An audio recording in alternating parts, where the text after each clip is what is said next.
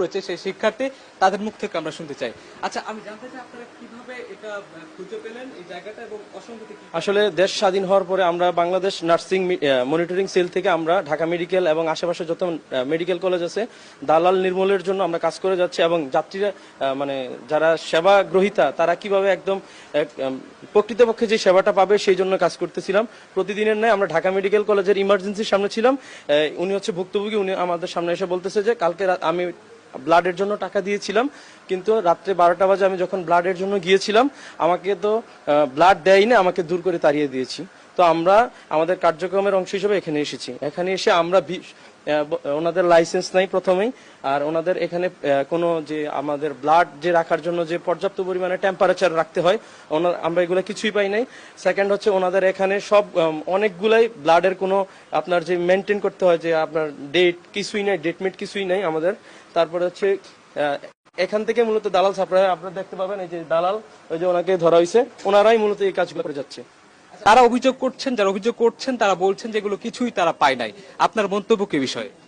এই বিষয়ে যখন আমরা এখানে স্টুডেন্টরা আসি অভিযান চালাই তখন আমরা শুধুমাত্র একটা ফ্রিজের আমরা চেক করি, সেখান থেকে দেখা যাচ্ছে যে 4টা যে ব্যাগ ছিল সেখানে একটা ব্যাগের এক্সপায়ার ডেট হলো 2026 সাল পর্যন্ত, এখন 2024 সাল চলে।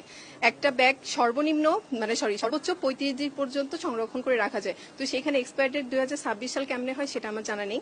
আর এছাড়াও কিছু ব্যাগ পাইছি, সেটার মধ্যে এটা একটা যে এখানে কোনো লেবেলিং করা নেই, expire date or collection date বা পেশেন্ট নেম কিছু নেই। এছাড়াও আরো কিছু ব্যাগ আছে যে সেখানে শুধু কালেকশন ডেট দেওয়া আছে বাট এক্সপায়ার ডেট অলরেডি হয়ে গেছে, বাট সেটাও ওরা সংরক্ষণ করে রাখছে। তো এটা যখন সংরক্ষণ করে রাখছে, এছাড়াও যে ব্যাগগুলো আছে দেখা গেছে যে এক্সপায়ার ডেট এবং কালেকশন ডেটের ওইখানে মানে কলম দিয়ে বারবার করে যে চেঞ্জ করার যে বিষয়টা সেটাও দেখা গেছে। আমরা শুধুমাত্র একটা ফ্রিজ চেক করছি, এছাড়াও তো আরো অনেকগুলো ফ্রিজ আছে, তো সেইখানে যে ব্লাড আরো কতগুলো এক্সপায়ার ডেট ব্লাড পেশেন্টদের দেওয়া হচ্ছে সেই বিষয়ে তো আসলে আমরা জানি না।